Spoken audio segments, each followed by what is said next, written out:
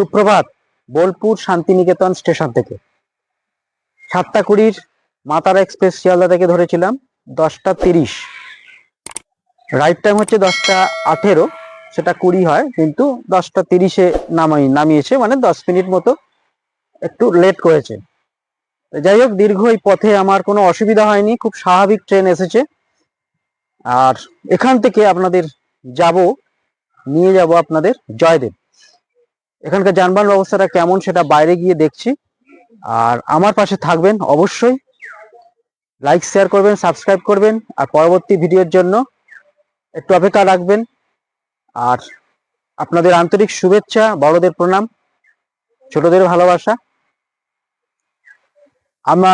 আমার চ্যানেলে যারা নতুন, আমি অরূপ, আমার চ্যানেল দেখছেন অরূপ জার্নি। তা চলুন এবার জয়দেব, সেখানকার ইতিহাস এবং মিলন যে ক্ষেত্র, সেটা আমরা আজকে জানব। নমস্কার। ভোর 6টা বাজে সোদপুর থেকে রওনা হয়ে আমরা শিয়ালদা স্টেশনে প্রবেশ করলাম। দেখুন, 13187 মা তারা এক্সপ্রেস 7:20 7 নম্বর প্ল্যাটফর্মে দিয়েছে। আমি 7 নম্বর প্ল্যাটফর্মে ঢুকছি এবং এখানে সামনেই দেখুন মা তারা এক্সপ্রেস দিয়ে দিয়েছে। আমি জেনারেল টিকিট কেটে সামনের দিকে নয়, পিছন দিকে জেনারেল কোচ থাকে, সেখানে যে কোনো একটা কোচ আমি বেছে নেব। জেনারেল কোচ সাধারণত ট্রেনের পিছন দিকে থাকে 3-4টে, আর সামনের দিকে থাকে একটা। তা আমি পিছন দিকে উঠলাম না, সামনের দিকে উঠে পড়লাম। পিছনে আমি জেনারেল কোচটাই দেখতে পাচ্ছেন, এতে উঠবো, তারপর আপনাদের সঙ্গে কথা হবে। ট্রেন ছাড়ুক। আমি ট্রেনে সিট একটা নিয়ে নিয়েছি জানলার ধারে। এখন ট্রেন ছাড়ার অপেক্ষায় বসে রইলাম। ট্রেন ঠিক 7:20-তেই শিয়ালদা স্টেশন ছেড়ে বেরিয়ে আসছে। আপনারা স্টেশন থেকে পারলে একটু মুড়ি টুড়ি কিছু খেয়ে নেবেন, আমিও তাই করলাম, বা অন্য কিছু খাবার এখানে আছে। ভোর 7:20, আকাশ কুয়াশাচ্ছন্ন, হালকা সূর্যের দেখা পাবেন। এখন আমরা আমাদের গন্তব্য বোলপুর শান্তিনিকেতন, তার উদ্দেশ্যে রওনা হচ্ছি।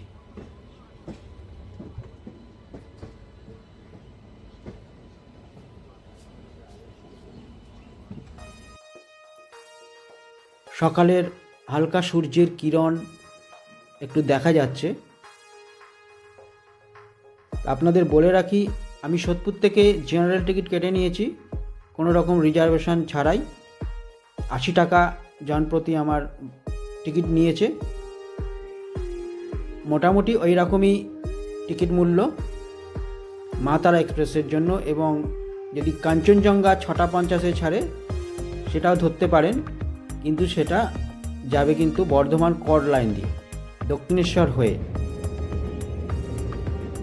আমরা হুগলি সেতু পার হচ্ছি, এবার ব্যান্ডেল পৌঁছাব।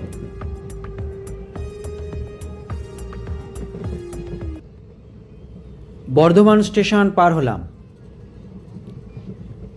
খুব শীঘ্রই আমরা পৌঁছাবো বর্ধমান স্টেশনের পর ঘুষকুড়া স্টেশন। কয়েকটি স্টেশনে এই ট্রেন হল্ট দেয়। শিয়ালদার পর নৈহাটি, নৈহাটির পর ব্যান্ডেল, ব্যান্ডেলের পর বর্ধমান, এবং বর্ধমানের পর ঘুষকুড়া, এবং ঘুষকুড়ার পরই বোলপুর শান্তিনিকেতন। আমরা ঢুকে পড়েছি বীরভূমের মাটির একটা সৌন্দর্য। এই হচ্ছে ঘুষকুড়া স্টেশন, আমরা ত্যাগ করছি। এবার বোলপুর শান্তিনিকেতন পৌঁছাবো।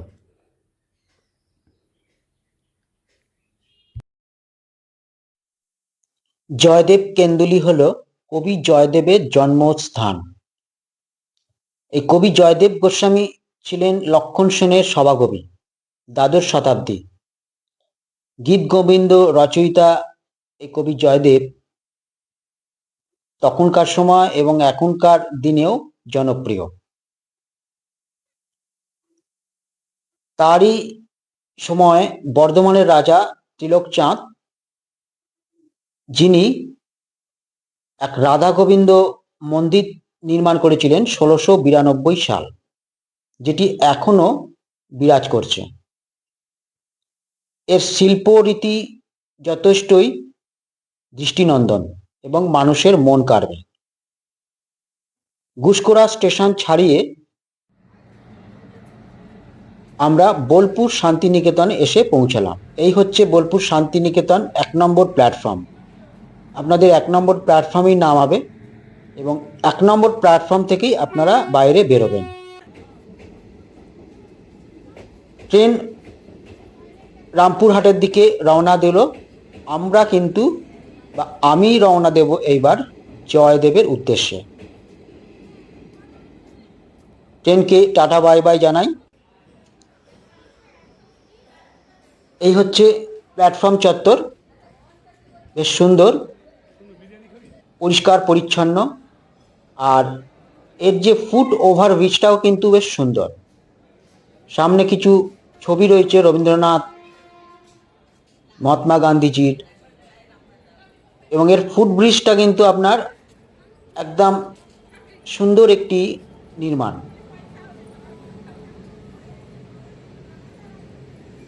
ঠিক এই পাশ দিয়ে সোজা এগিয়ে যাব, বেরোবার স্থান পেয়ে যাব। বেরিয়ে টোটো স্ট্যান্ড থেকে রানিং টোটো ধরবো। 10 টাকার বিনিময়ে, 10 টাকা নেবে না, 20 টাকার বিনিময়ে আপনারা পৌঁছে যাবেন bus stand, Bolpur bus stand. এখান থেকে টোটো বা অটো রিজার্ভ করেও যেতে পারেন, কিন্তু অনেকটা ভাড়া বেশি নিয়ে নেবে। এই হচ্ছে বাইরের চত্বর।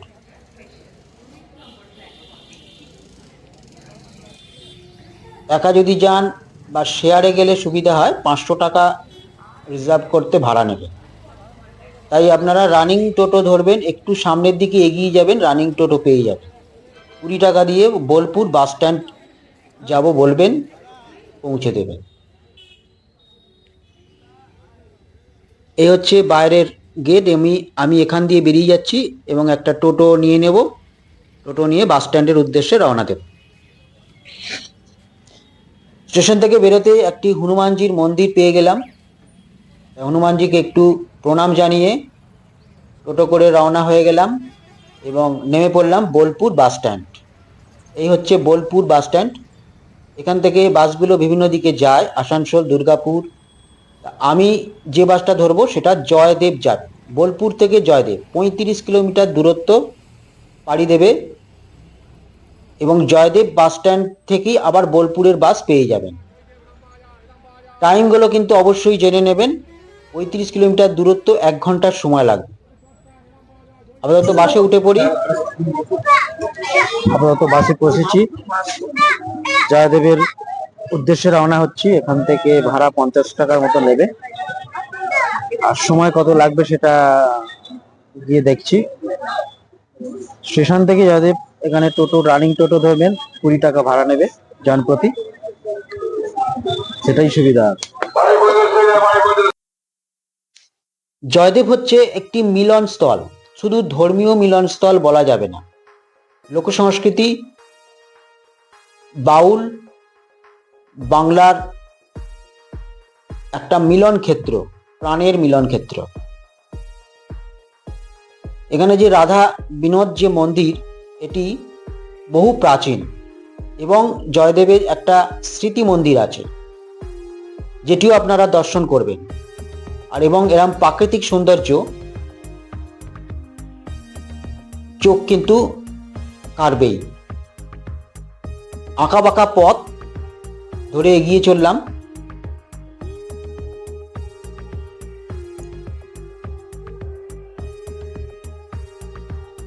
তা এখানকার যে মেলাটি 12-13 তারিখ থেকে শুরু হয়ে যাবে। 2-3 দিন ব্যাপী এই মেলা চলে পৌষ সংক্রান্তি উপলক্ষেই। এই অজয় নদীতে পুণ্য স্নান গঙ্গা স্নানেরই মতো, এবং এই পৌষ সংক্রান্তিতে পুণ্য স্নান করেই কিন্তু এই মেলা শুরু হয়েছিল। সেই থেকে আজও এই মেলা চলে আসছে। বহু বাউল সঙ্গীত সাধক যারা এখানে এসে আখড়া করেন এবং এখানে বাউল গান পরিবেশন করেন। বহু মানুষ এই অজয় নদীতে ডুব দিয়ে তাদের পুণ্য স্নান সারেন। চারিদিকে সুবিস্তৃত মাঠ আমাকে নিয়ে পৌঁছে দিল, এই হচ্ছে জয়দেবের স্থান যেখানে বাস নামিয়ে দিয়েছে। আমরা ডান দিক আর বাঁ দিক দুটো রাস্তা আছে এখানে, আমরা বাঁ দিকেই যাব। বাঁ দিকেই পড়ছে সামনে রাধা বিনোদ মন্দির। এই রাধা বিনোদ মন্দিরের সামনে কিছু ফলের প্রসাদের ডালি থাকে বিভিন্ন দামের, সেখানগুলো সংগ্রহ করে পুজো দিয়ে দেবেন এবং এই মন্দিরেই ভোগ প্রসাদ পাবেন। ঠিক 1টার মধ্যে আসলেই পেয়ে যাবেন। 100 টাকা কুপন। নমস্কার, মন্দিরের চত্বরে বসে আমি ঠিক দাঁড়িয়ে রয়েছি এখানকার রাধা গোবিন্দ মন্দির, একটা প্রাচীন মন্দিরের সামনে। এখান থেকে আপনারা এবার দর্শন করাবো জয়দেবের বিভিন্ন জায়গা, দর্শনীয় স্থান। এগুলো এক একটা ডালি আছে তাই তো? 20 টাকা, 50 টাকা আছে তো? 50 টাকা আলতা রয়েছে তাই তো? ধূপ রয়েছে, নকুলদানা, মিষ্টি। আচ্ছা আচ্ছা। জয়দেবের বিদ্যুৎ আছে, নীলকণ্ঠ পদাবলী আছে, ফটো আছে, পদ্মাবতী ফটো আছে, জয়দেবের জীবনী আছে, নীলকণ্ঠ ফটো আছে এবং কৃষ্ণের রাষ্ট্রগত নাম আছে, পত্রিকা আছে। এটি কত প্রাচীন? মন্দিরটা 800 বছর প্রাচীন। 800 বছর? 800 বছর হয়ে গেল না? আপনি এখানেই থাকেন?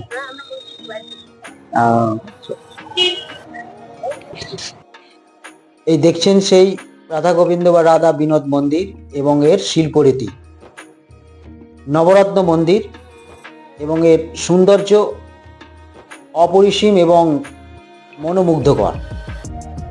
আর এখানে যে বিগ্রহ দেখছেন, রাধা গোবিন্দ রয়েছে এবং রাধা কৃষ্ণ রয়েছে পাশে, আর একদিকে জয়দেব আর একদিকে তার স্ত্রী পদ্মাবতী। এবং এই কবি জয়দেব তার স্ত্রীকে কিন্তু পেয়েছিলেন সত্যিই ভাগ্য করে, নাহলে তিনি এত নাম করতে পারতেন না। তিনি সন্ন্যাস গ্রহণ থেকে বিরত হয়েছিলেন শুধু স্ত্রী পদ্মাবতীর জন্যই।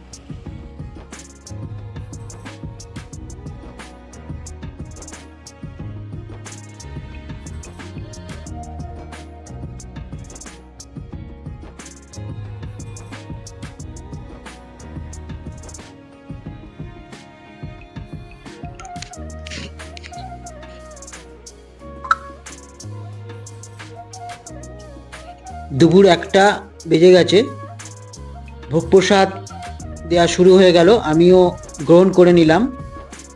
আমার ঢুকতে ঢুকতে এখানে 12:30 হয়েছে, তাই খিদে পেটটু জ্বালা করছিল, তাই পেয়েও গেলাম ভোগপ্রসাদটা খেয়ে নিলাম। তারপর একে একে আপনাদের আরও দর্শনীয় স্থানগুলো দেখিয়ে দেবো। আপনারা এরকমভাবেই এখানে এসে এই রাধা বিনোদ মন্দিরে ভোগপ্রসাদ গ্রহণ করতে পারেন। খুব সুন্দর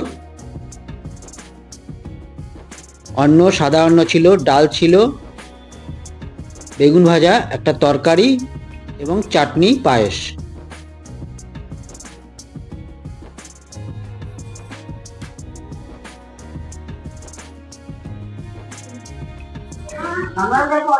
এটা দেখছেন করুণাময়ী দাসীর স্মৃতি রক্ষার্থে স্বামী শ্রী কৃপাদাসেন্দু দাস জয়দেব কেন্দুলি বীরভূম। এটা হচ্ছে একটা স্মৃতি মন্দির, এখানে মেরে দিয়েছে যার জন্য বোঝা যাচ্ছে না এটা একটা স্মৃতি মন্দির জয়দেবের। আপনাদের ভেতরে নিয়ে গিয়ে দেখাচ্ছি। এর মূল দরজাটা ওইদিকে আছে, আর একটা পাশ দিয়ে ঢুকলাম, আপনাদের মূল দরজাটাও দেখাচ্ছি।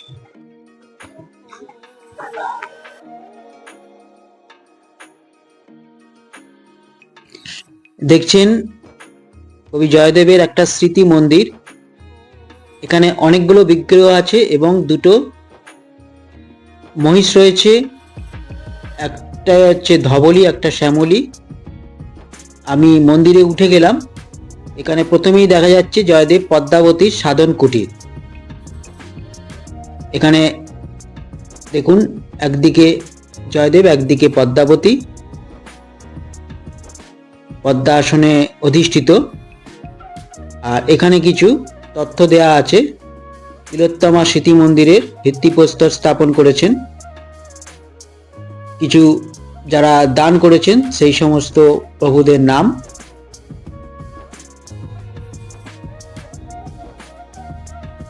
এখানেও যেমন লেখা রয়েছে, স্বর্গীয় মাতা তিলোত্তমা সাহা, পিতা শ্রী হারাধন সাহার আশীর্বাদ ধন্য পুত্রগণের নাম এখানে লেখা আছে। আর এই হচ্ছে রাধা মাধবের লীলাভূমি।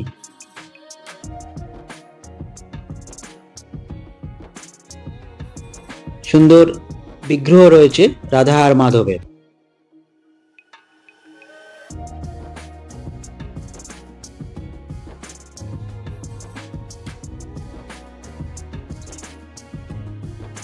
তারপর আপনাদের নিয়ে যাচ্ছি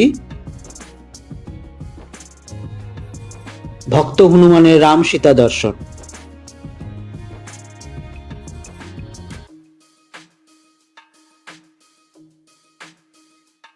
দেখুন, মাঝখানে রাম সীতা আর এক পাশে ভক্ত হনুমান বসে আছেন।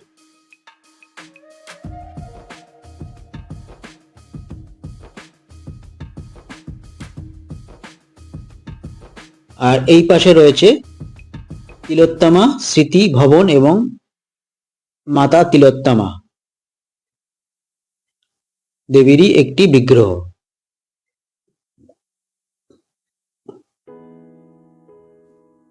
সামনে সুন্দর এরকম নাট মন্দির রয়েছে। আর এই হচ্ছে নাট মন্দির। দেখুন অপরূপ সুন্দর, ওপরে বাঁশের কাজ চলছে মেলার সময়, এখানে অনেক মেলার জন্য।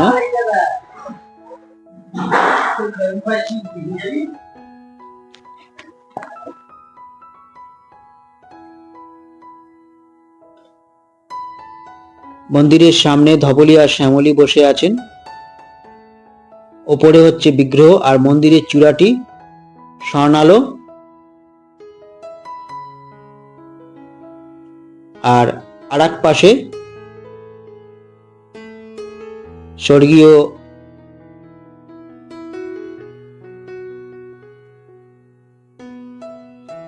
যেমন এখানে লেখা আছে তার বিগ্রহ রয়েছে। আর নাট মন্দিরটা আপনাদের দেখাচ্ছি। এখানে সুন্দর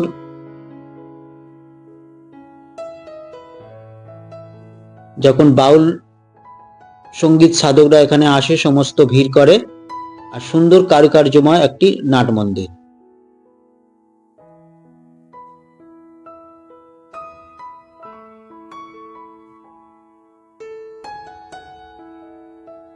এটা বাউল মঞ্চ এবং প্রতিষ্ঠাতা ও সভাপতি শিবনারায়ণ সাহা।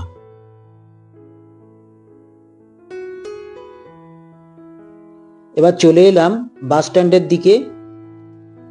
এবার যাব সোজাসুজি একদম রাস্তা ধরে অজয় নদীর তীরে। এটা হচ্ছে একটা বাজার এলাকা, আর এর সোজাসুজি অজয় নদী এবং মেলা কিন্তু এই অজয় নদীর তীরকে ঘিরেই হয়ে থাকে। রাস্তাটি সংস্করণের কাজ চলছে, খোয়া ফেলা হয়েছে, এর ওপর দিয়ে আমি হেঁটে চলেছি। সামনেই দেখা যাচ্ছে বিভিন্ন সব রকমারি জিনিস নিয়ে পসরা সাজিয়ে বসেছে অনেকেই। আস্তে আস্তে লোক ঢুকছে।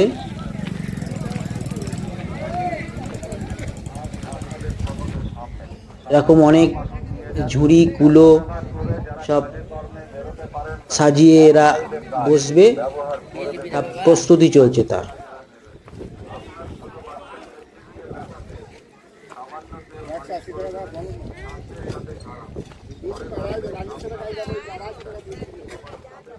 আর হচ্ছে মেলার চারপাশ। এই আমার পিছনে দেখছেন এই হচ্ছে মেলার প্রাঙ্গণ। এখানে চতুর্দিকে যেমন বাঁশের সব স্ট্রাকচার তৈরি হচ্ছে এবং পুরো এই অংশটা কিন্তু অজয় নদীর তীর এবং এইখানেই কিন্তু মেলা আয়োজন হয়। এখন যেমন বাঁশের স্ট্রাকচার তৈরি হচ্ছে, 12-13 তারিখ থেকে কিন্তু এখানে বাউল যাদের আখড়া বসতে থাকবে, আর বিভিন্ন দূর দূরান্ত থেকে মানুষ কিন্তু ওই সময় এরা এখানে চলে আসে। এখানে যদি আপনারা আসেন তাহলে ওই সময় যদি আসতে হয় তাহলে কিন্তু একটু ঘুরপথে আপনাদের নিয়ে আসবে। ইলাম বাজার আছে, সেখান থেকে ঘুরিয়ে দিতে পারে।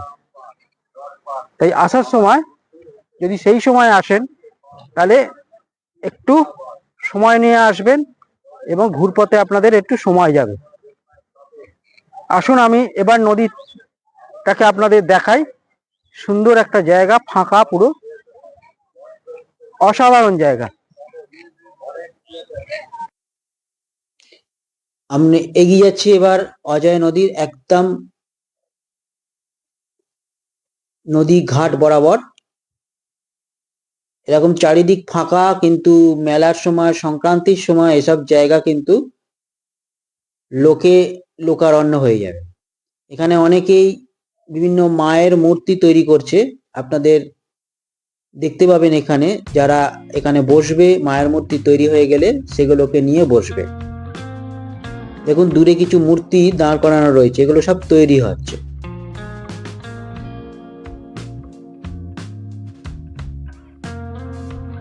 এগুলো স্ট্রাকচার তৈরি করেছে, আর চারিদিকে এরকম অজয় নদীর খোলা মাঠ, আর ওদিকে একটা ব্রিজ দেখতে পাচ্ছেন। এই ব্রিজটা আসানসোল দুর্গাপুর যাবার পথ। আর এখানে সব শিবলিঙ্গ তৈরি করেছে মাটি দিয়ে, সব মেলার জন্য এগুলো তৈরি হচ্ছে। দেখুন একটা মায়ের মূর্তি এখানে খড়ের লেপন দিয়ে তৈরি হয়েছে।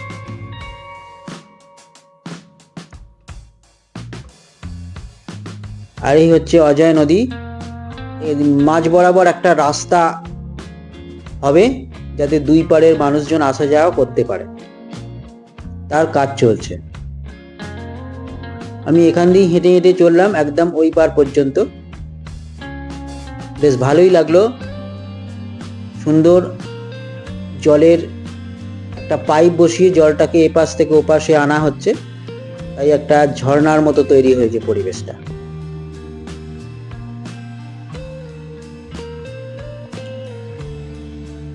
এই নদী কিন্তু বর্ষাকালে জলে পরিপূর্ণ হয়ে যায়, দেখতেই পাচ্ছেন দূরে। এখান দিয়ে পাইপ দিয়ে জল দিয়ে বের করা হচ্ছে।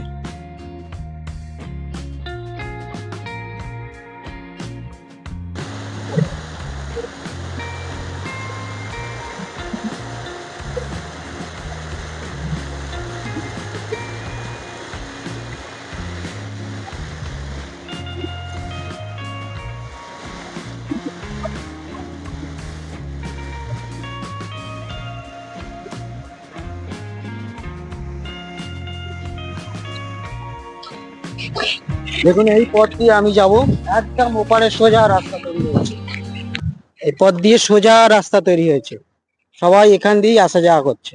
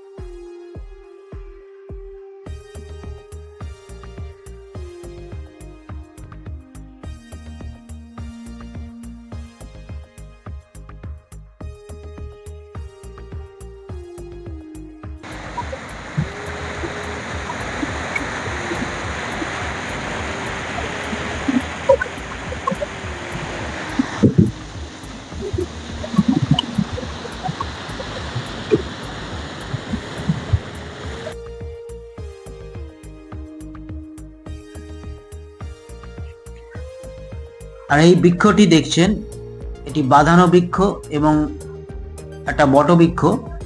এটা একটা প্রাচীন স্থান। আর এই যে মন্দিরটি দেখছেন, এটা কিন্তু জয়দেব সিদ্ধাগণ মন্দির। মন্দিরটি বন্ধ আছে, এই ভেতরে বিগ্রহ দেখাতে পারলাম না।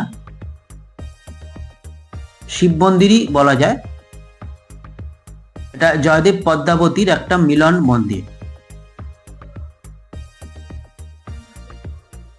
সবই কুলেশ্বর ঘাট বলছে এটাকে। আর ওইদিকে জোড়া শিব মন্দির, শিবলিঙ্গ রয়েছে, এরকম বাঁধানো বৃক্ষ।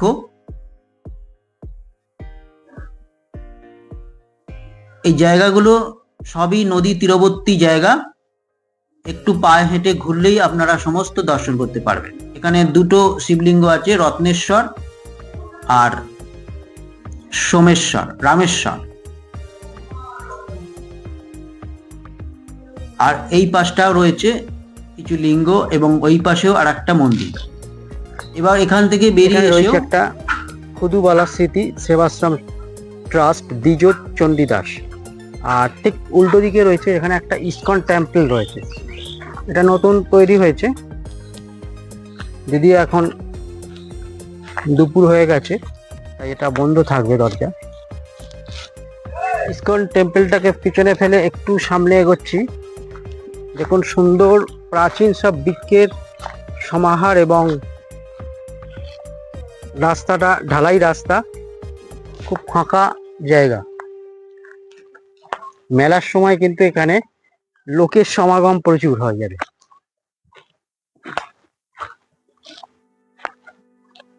সামনে দেখছেন বটবৃক্ষ প্রাচীন, এবং এখানে একটা ঘাট রয়েছে। যখন বর্ষাকালে জল প্লাবিত হয়ে এখানে চলে আসে, পুরো এইসব জায়গা জলে ভরে যায়। এই ঘাটটা কিন্তু সেই কারণেই করা। এটা হচ্ছে নদী ঘাট, দেখছেন।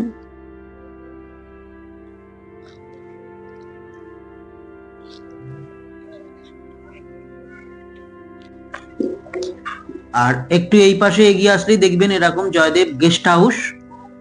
এই গেস্ট হাউস গুলো যদি থাকতে হয়, একটা রাত্রির জন্য 1000-1200 মোটামুটি খরচ পড়েই। আর বিকেল হয়ে আসছে, সূর্য অস্ত যাবার সময় হয়েছে। দেখছেন নদী তীরবর্তী অঞ্চলে আমি ঘুরে বেড়াচ্ছি হেঁটে। এখানে আরো কিছু দেখার স্থান আছে। এখানে বিভিন্ন মন্দিরগুলি আছে। সকালবেলা আসলে আরো ভেতরে ঢুকে ঘুরতে পারবেন। আমি একটু সোজা ওইদিকে এগিয়ে যাব। এই হচ্ছে এসে আমি এইদিকে যাচ্ছি। যেমন এখানে যেমন গিয়ে দেখছেন একটা আনন্দমঠ সেবাশ্রম, গুরু পিতা কৃষ্ণ খেপাচাঁদ গোস্বামী। এখানে কিছু বিগ্রহ রয়েছে, আপনাদের দেখানোর চেষ্টা করছি।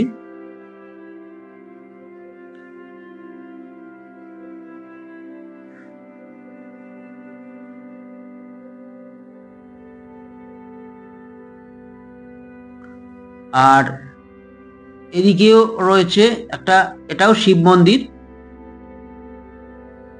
ঠিক এই মন্দিরটার উল্টো দিকেই রয়েছে এরকম একটি শিব মন্দির। দেখছেন প্রাচীন বটবৃক্ষের তলায় একটা রাধা বিনোদ আর সেবাশ্রম, এই পাশটা একটা বেদি এগিয়ে করা আসলেই রয়েছে। দেখছেন এখানেও সব ভক্ত সমাগম ঘটে।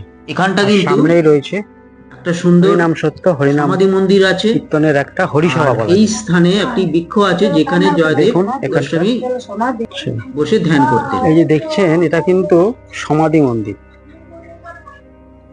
সুন্দর কাষ্ঠ পুতুল দিয়ে একটা দেখুন সমাধি সমাধি করা মন্দিরে আছে। কিছু কাষ্ঠ পুতুল রাখা রয়েছে। অসম্ভব সুন্দর একটা কাষ্ঠ পুতুলের কাজ এখানে অনেক। এটা একটা সুন্দর দর্শনীয় স্থান। আর একটা দর্শনীয় স্থান দেখাচ্ছে এইখানে আপনাদের, আর এই পাশটা যেখানে গিয়ে জয়দেব দেখাচ্ছি আপনাদের যেখানে বসে ধ্যান করতেন, বটবৃক্ষের ওই তলায় বটবৃক্ষের তলায়, তার এই পাশে। ধ্যান আর এই করতেন। হচ্ছে বটবৃক্ষ তলা, এইখানে বসে ধ্যান করতেন। আপনাদের দেখাচ্ছি বটবৃক্ষের তলায় আমি দাঁড়িয়ে রয়েছি, যেখানে বসে কিন্তু কবি জয়দেব ধ্যান করতেন। এই স্থান প্রাচীন, এর মাহাত্ম্য অনেক রয়েছে এবং চারিদিকে ঝুড়ি নেমে পুরো গাছটাকে, আসল গাছটা পাওয়া যাচ্ছে না, একদম ঘিরে রেখেছে। এখানে একটা সমাধি মন্দির রয়েছে দেখালাম আপনাদের, আর বেদি রয়েছে। এটি একটা সুন্দর প্রাচীন মাহাত্ম্য, আপনারা দর্শন করুন, খুব ভালো লাগবে। এই যে দেখছেন সেই স্থান, আর এদিকেও মন্দির, সব সেবাশ্রম, এখানেও যেমন সব সেবাশ্রম।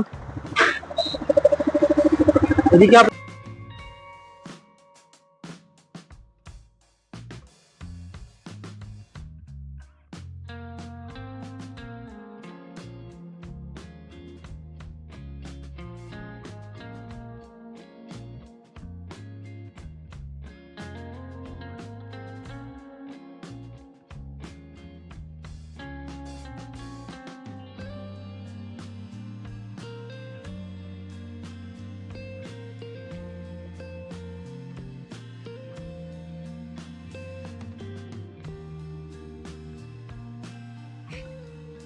দেখছেন এটা ওং মন্দির।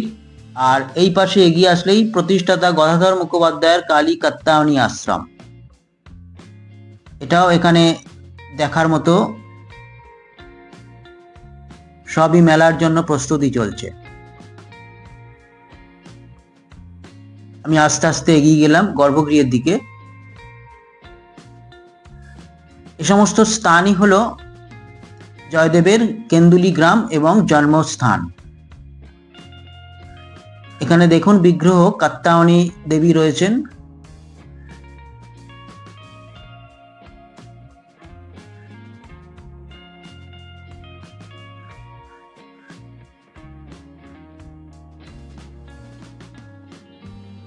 এরপর এই পাশে আপনাদের দেখানোর চেষ্টা করছি, এখানেও এক মায়ের মূর্তি আছে।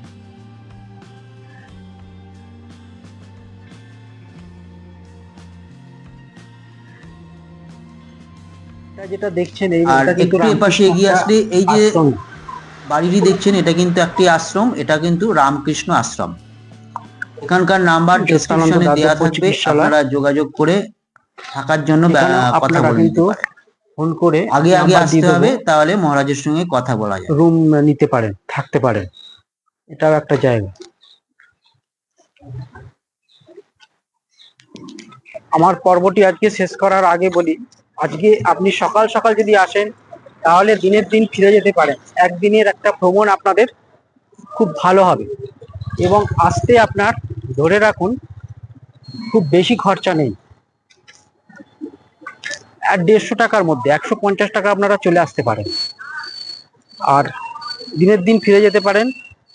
এখান থেকে বোলপুর থেকে হাওড়াগামী এক্সপ্রেস ট্রেন আছে, জেনারেল কোচ, এবং শিয়ালদাগামীও রয়েছে। বিকেল 4:05 গঙ্গানাল কাঞ্চনজঙ্ঘা রয়েছে। তাই এখানে জয়দীপ বাস যাচ্ছে, বোলপুরের বাস আমি ধরবো এবং বোলপুর স্টেশনের দিকে রওনা হব। আবার আপনাদের অন্য পর্বে আসবো, আপনাদের সঙ্গে দেখা হবে। বিদায় আজকের মতো, নমস্কার, ভালো থাকবেন।